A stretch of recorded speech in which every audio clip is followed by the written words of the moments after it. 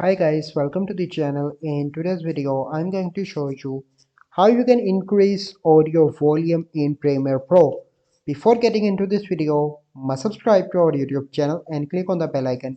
So the first step you simply need to do is to open Premiere Pro, and here you can see that I selected a video with a voice and you want to increase the volume. You simply need to click on the right mouse cursor, and here you can see the option of audio gain, and here you can see that how many dB you want. So I'm going to increase 5 and click on OK, and here you can see that now the volume is increased, as you can see that. And if you want to increase more, you simply need to click on the option of audio gain and click on 10 more and click on OK, and so here you can see that it is increased more.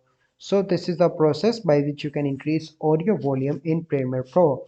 I hope you find this video helpful. If you find this video helpful, must like this video, subscribe to our YouTube channel for future videos. I'll see you in the next video.